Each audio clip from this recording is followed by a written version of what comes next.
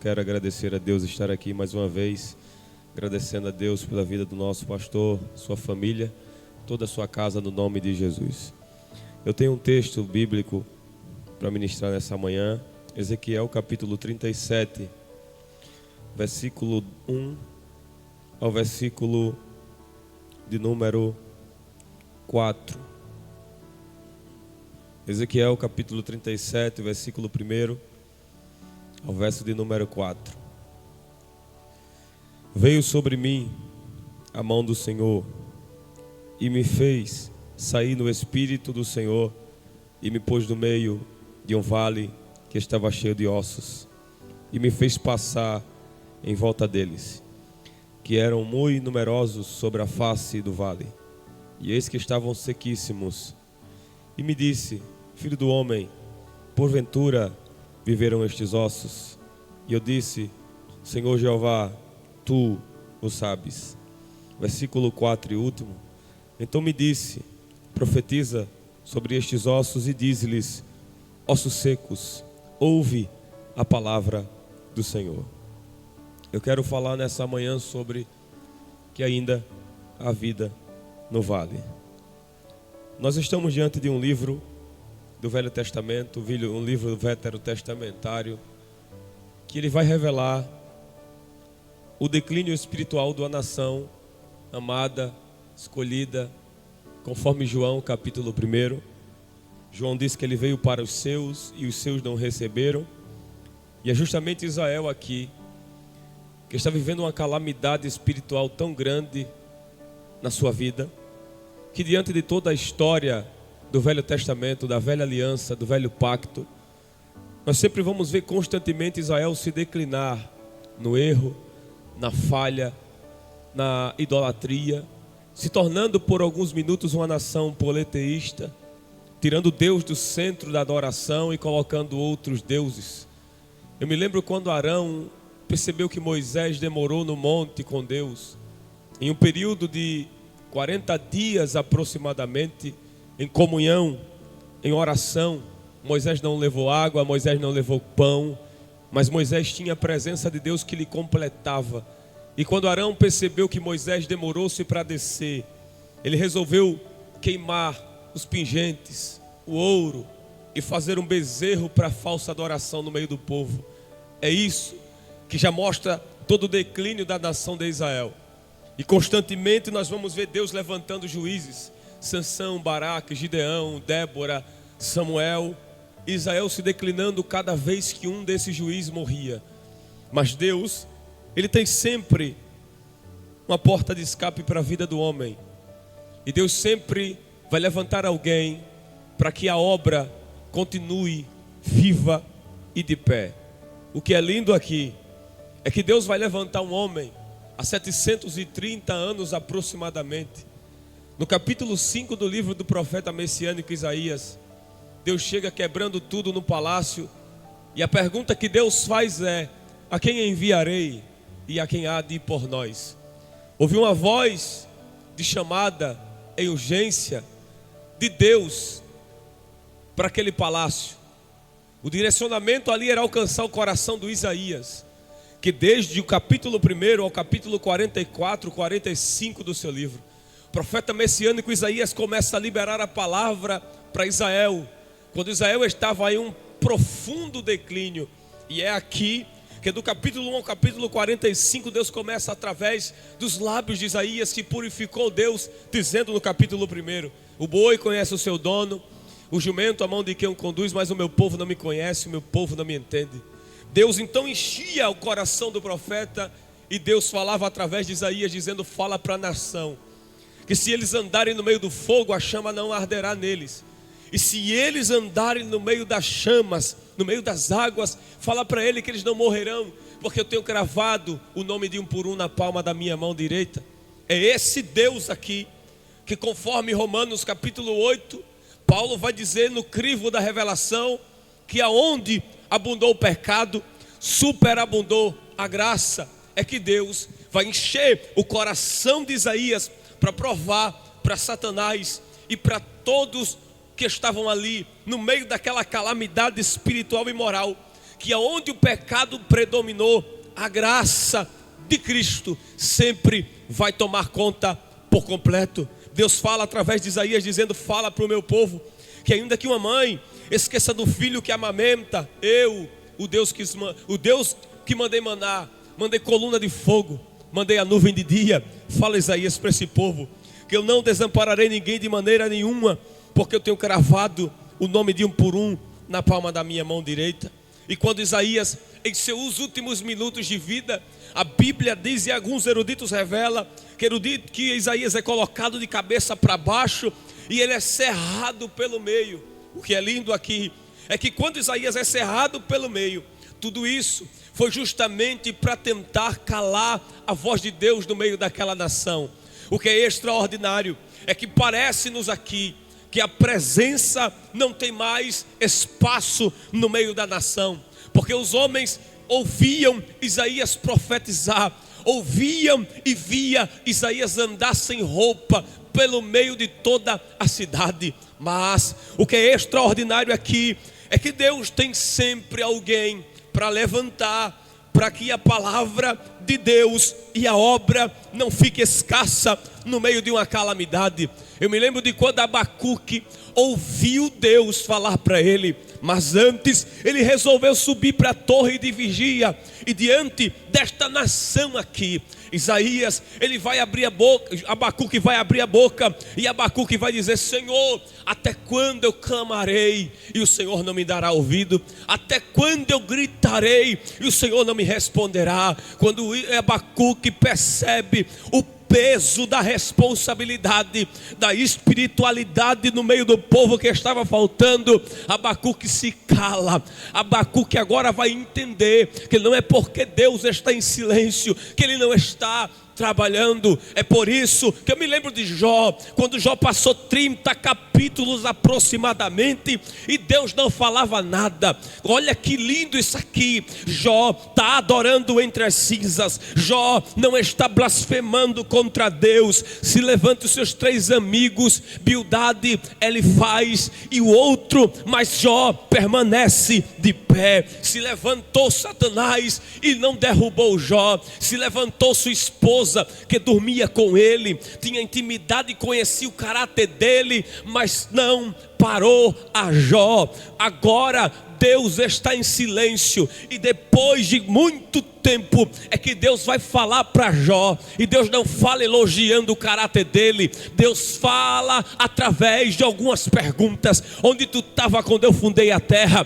Onde tu estava quando eu risquei o dedo na areia e disse que daqui para lá as águas não passavam? Por quê? Porque quando Deus trabalha, Ele não precisa de barulho para dizer que está trabalhando. Quando Deus trabalha, Ele não precisa mostrar as labaredas que Ele já está trabalhando. 1 Reis capítulo 19, Elias está dentro da caverna, e diz a Bíblia que vem o barulho dos trovões, e a Bíblia diz: e Deus não estava no trovão.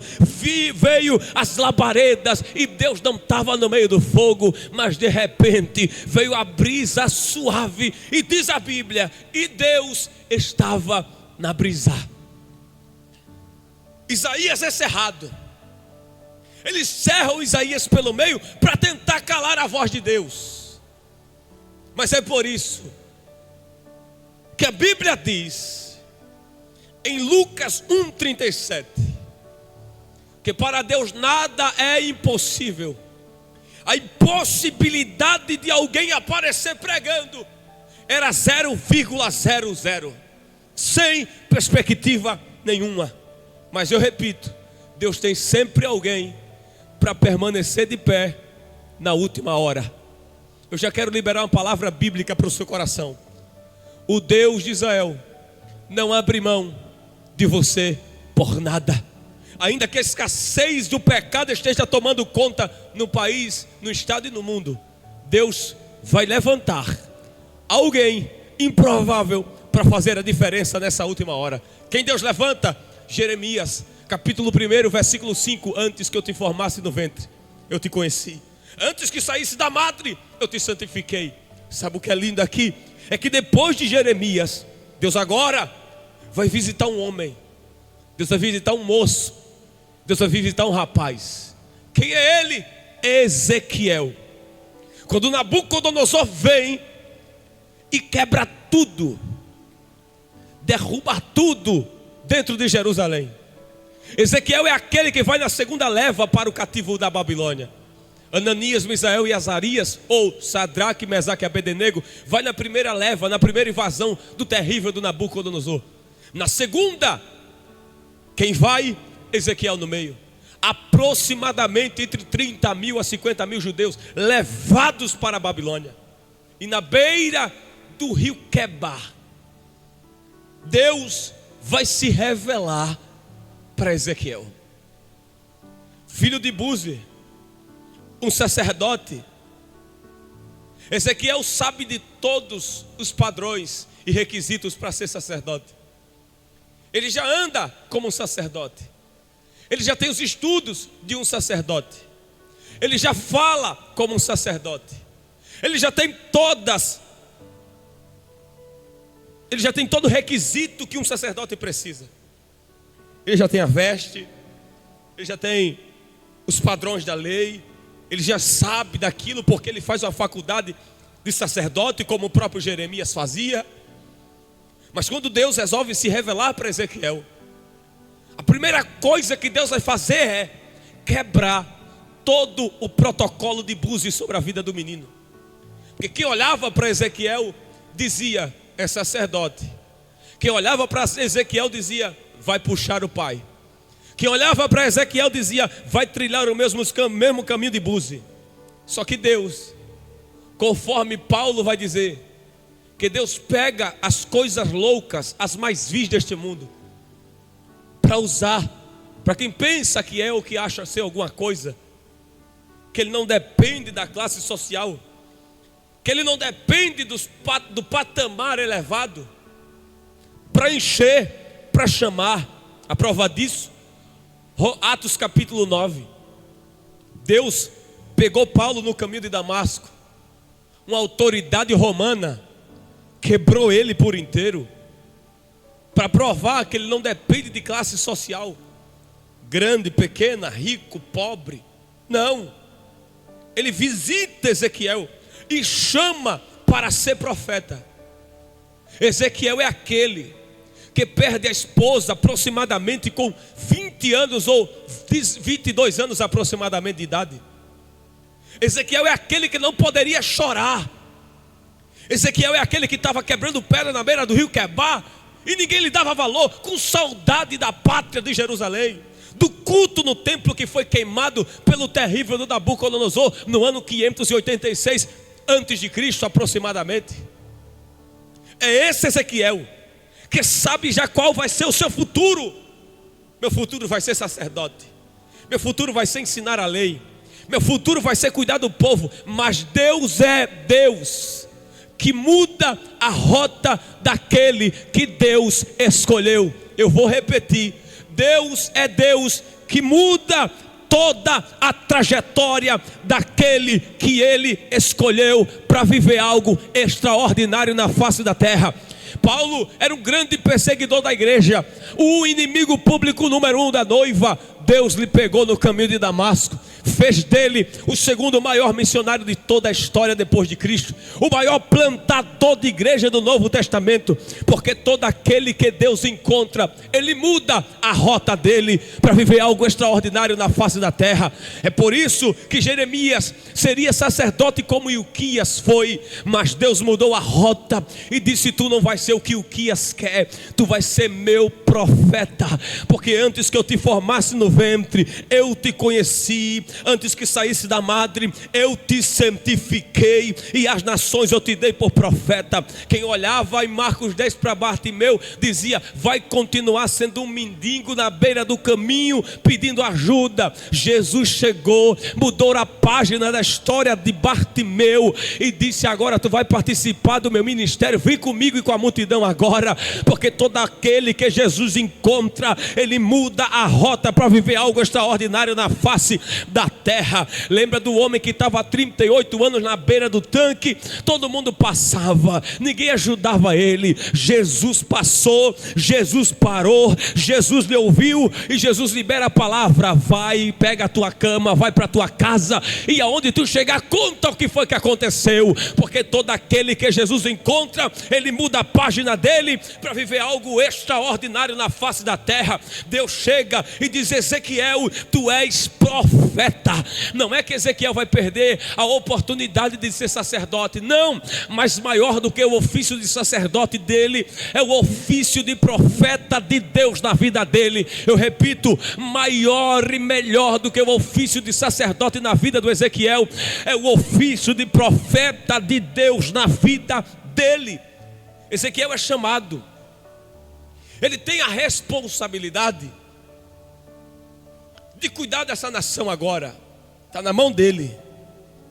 Capítulo 1, Deus dá uma experiência terrível para Ezequiel, ao ponto que ele vê 4 seres pelo lado de dentro do céu. Ele vê o agir do Espírito Santo no capítulo 1. Ele vê um ser com rosto de boi, rosto de águia, rosto de leão, rosto de homem. Os pés eram retos como o pé de bezerro, e ele viu que para onde o Espírito Santo queria ir, os seres iam. Ezequiel vê rodas por dentro de rodas. Ezequiel contempla o poder, mas no capítulo de número 10, capítulo 10, Ezequiel vai ter uma visão dos querubins e o incêndio de Jerusalém. A única revelação que Ezequiel teve não foi a de Ezequiel 37. A de Ezequiel 37 foi uma das maiores experiências que Deus lhe deu. Porque diz a Bíblia que Ezequiel, ainda novo, foi chamado para ser profeta. E deixa eu abrir um parênteses aqui. Ezequiel era novo para carregar uma grande responsabilidade. Na visão de muitos, alguém olhava e dizia: Ezequiel é tão novo para ser pregador. Ezequiel é tão novo para ser cantor. Ezequiel é tão novo para ter chamada. Para alguns, a idade define o chamado. Eu lembro Josias, com 8 a 9 anos de idade aproximadamente, Deus dando a oportunidade para ele ser rei.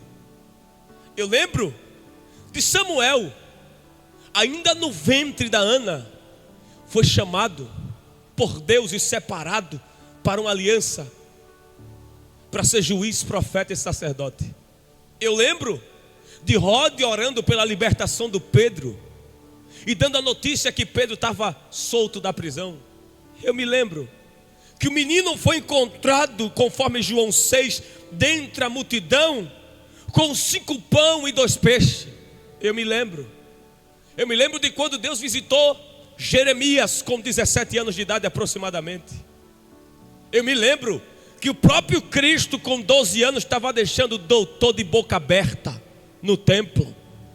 E tem gente pensando que você é muito nova para ter a responsabilidade da chamada, que você não tem maturidade ainda para exercer o que Deus quer que você exerça. Mas Deus nesta manhã, Deus neste dia, Ele está dizendo para o seu coração: quem chamou você fui eu, Ezequiel, e você vai viver tudo aquilo que eu disse que você viveria. É por isso que Ezequiel é chamado. Ele sente o peso da chamada, e ele não quer, como Jeremias disse, que era uma criança. Por quê? Porque a chamada machuca. O peso da responsabilidade dói.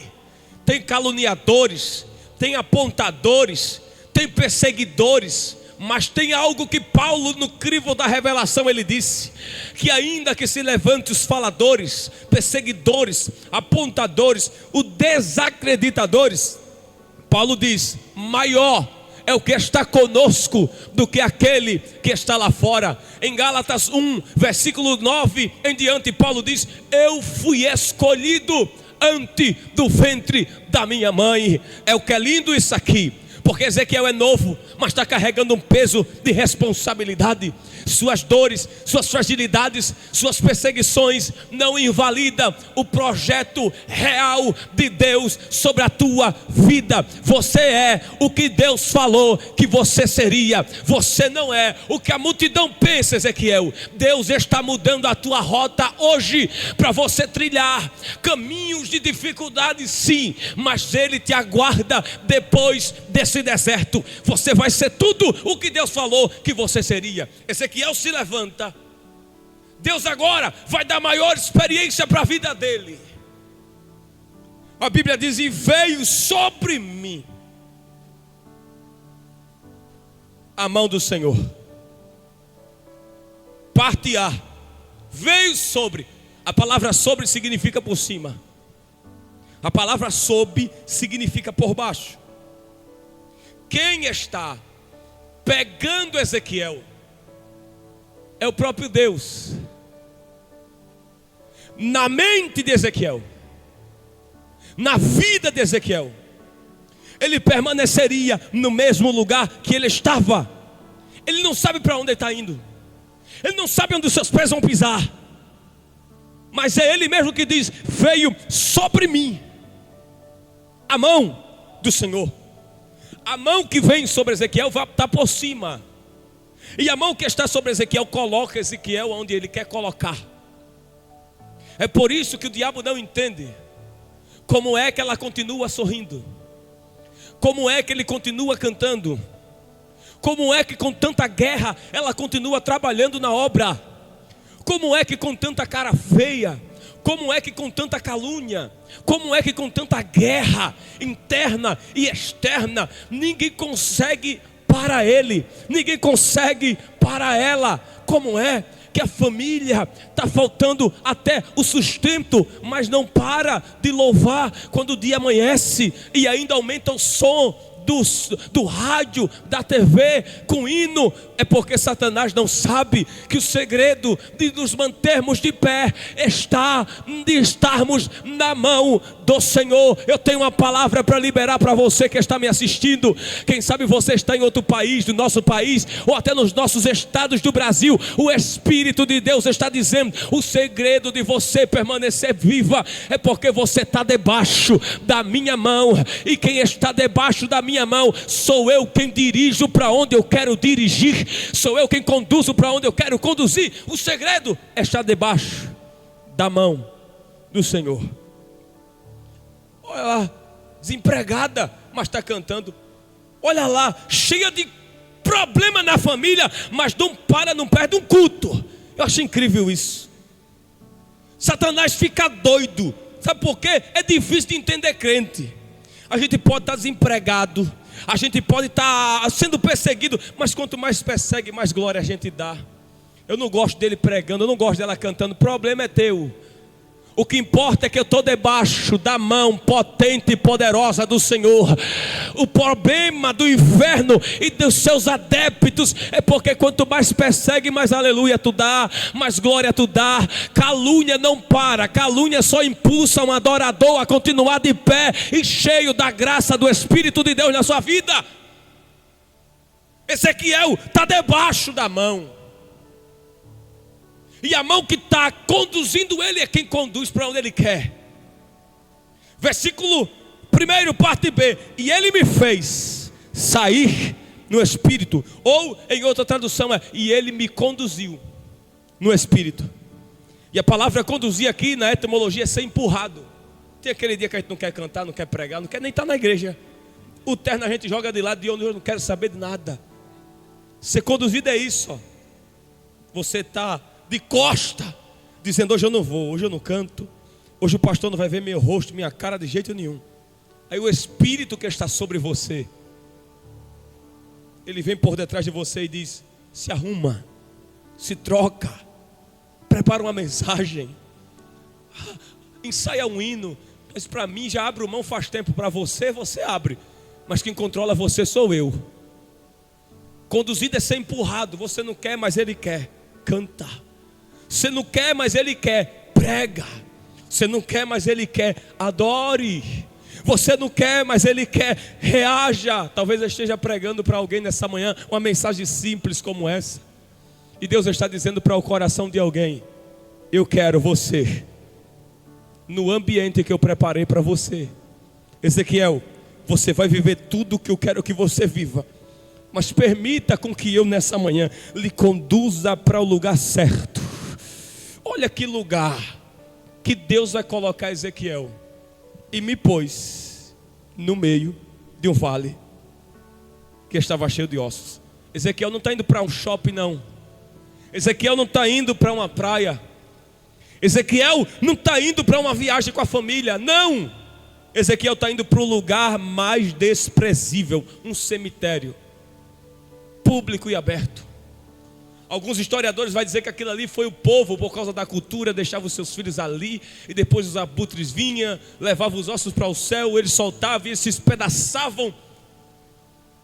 Mas ali era toda a casa de Israel representada pelo aquele vale, que tinha culto, tinha barulho, mas não tinha mais a glória.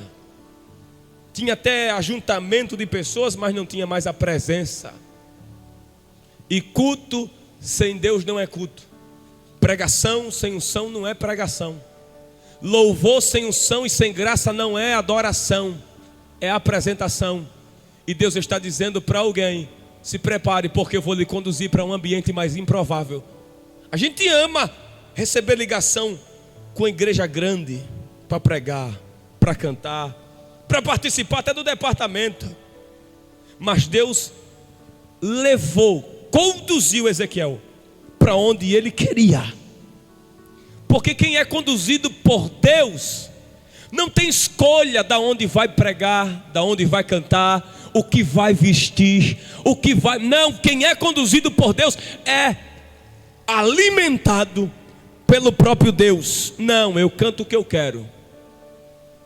Não, eu prego o que eu quero. Não, você pregava o que você queria, mas depois que você foi para debaixo da mão, quem lhe inspira é Ele, quem manda é Ele, quem governa é Ele. Talvez eu esteja pregando para alguém que está dizendo: Elias, eu não sei porque eu estou nesse vale. E Deus está dizendo: eu te coloquei aí para te forjar e para preparar o teu caráter, para depois desse vale você viver tudo o que eu quero que você viva. Elias, a minha casa estava tudo bem, a gente tinha salário, a gente tinha trabalho, a gente tinha comida que sobrava. E agora foi eu quem removi, para você entender que eu permito a dor, permito o luto, permito a crise, mas eu não permito perder você. Você vai viver tudo o que eu quero que você viva. Eu te coloquei, eu te sustento.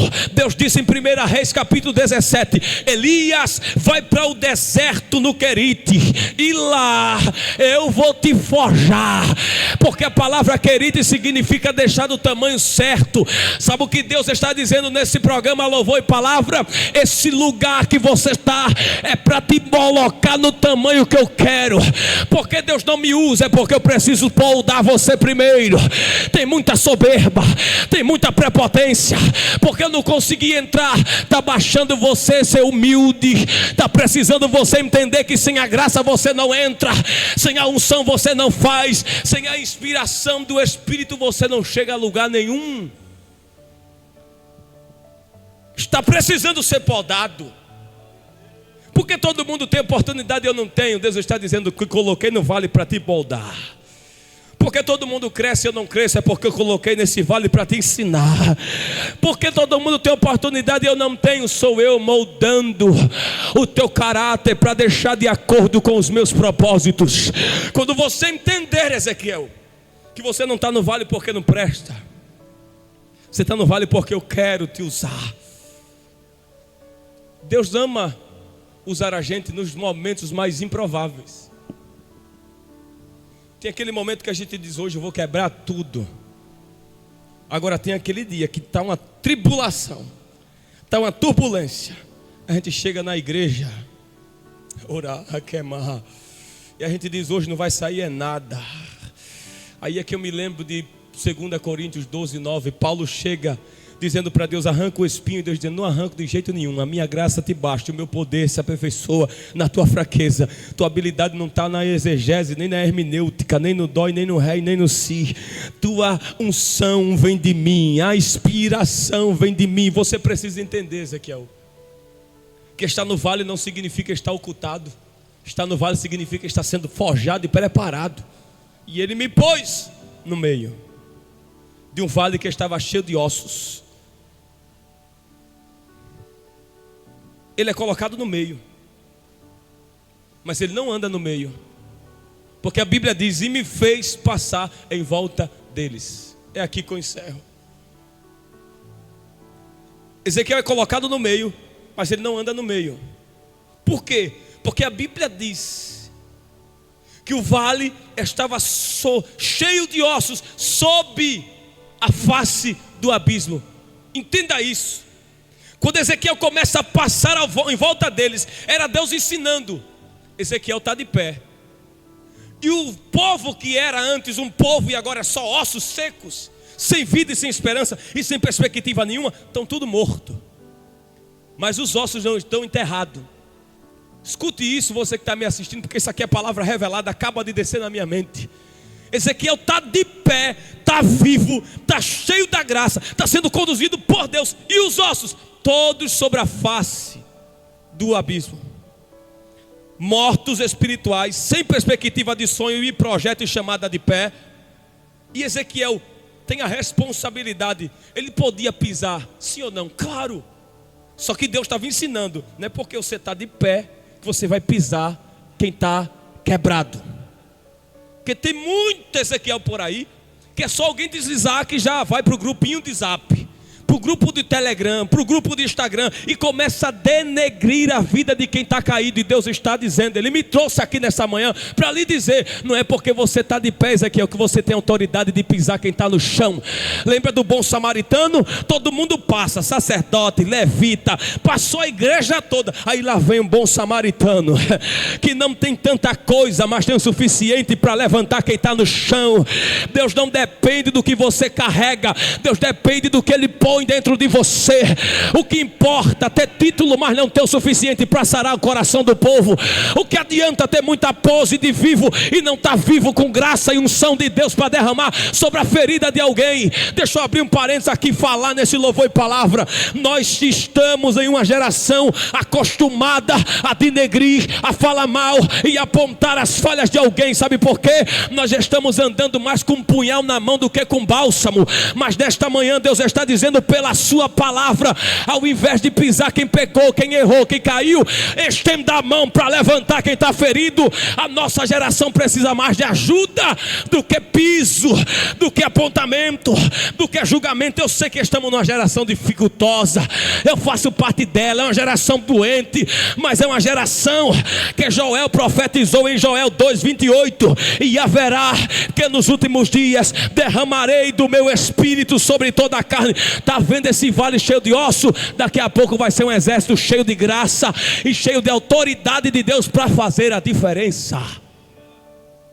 Ele anda ao redor. Por quê? Porque se ele andasse no meio, ele pisava os ossos. E Deus não levantou a gente para pisar os ossos secos. Deus não nos levantou. Olha lá, pregava, mas está morto. Se não for enterrado, isso significa que os ossos têm dono. E o dono dele não levantou Ezequiel para pisar. O dono dos ossos ali levantou Ezequiel para profetizar. Está caído. Olha lá, cantava, mas não canta mais. Pregava, quando pregava o céu abria, mas não prega mais.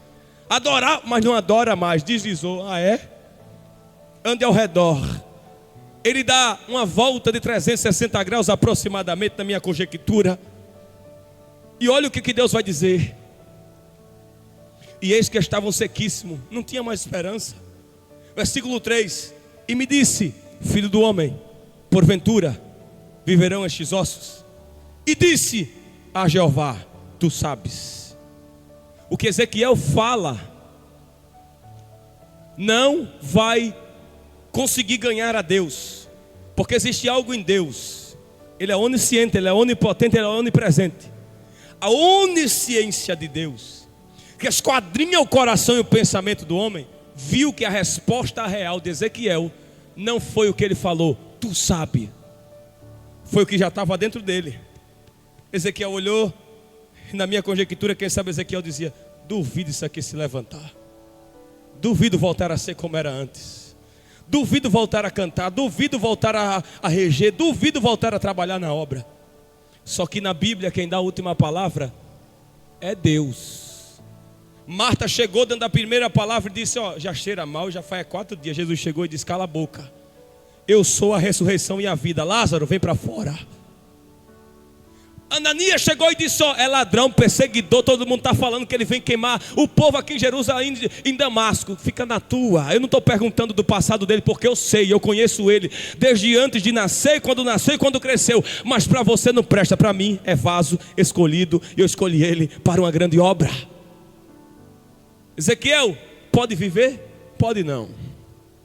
Tu o sabe. O que Ezequiel está falando? Ele está entregando para Deus.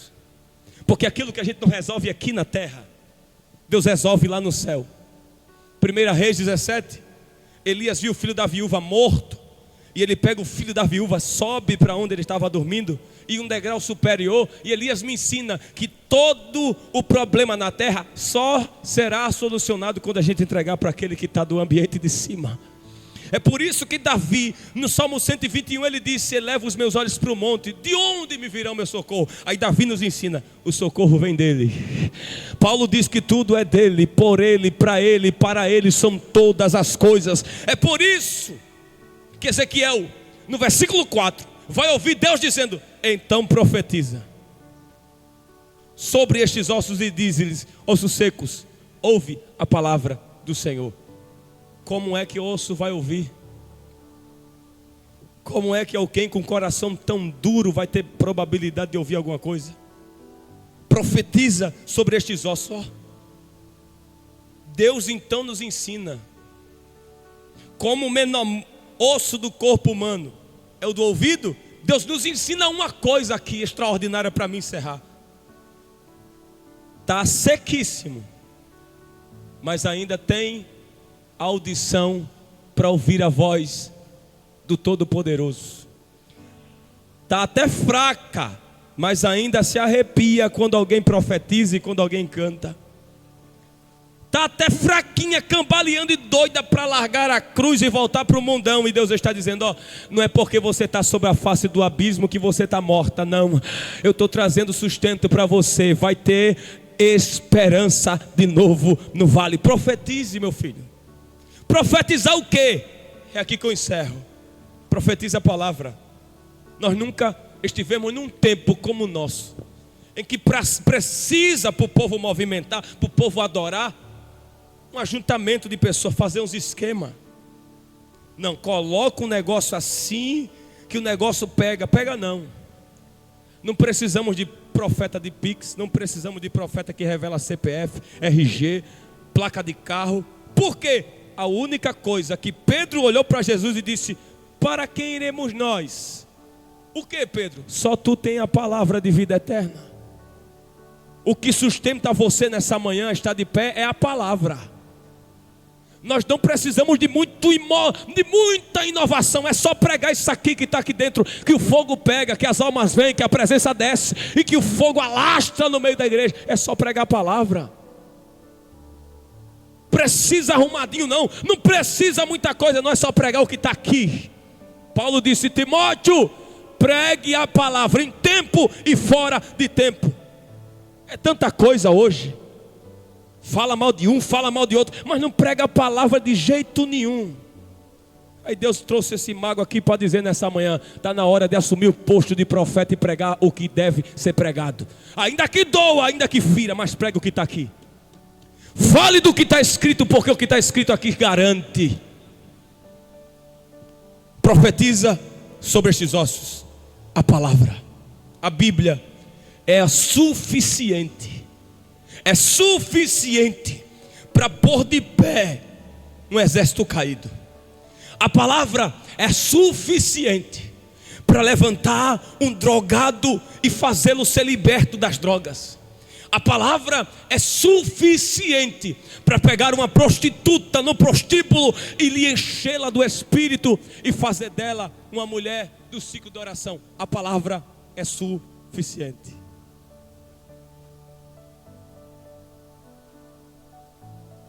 Que nessa manhã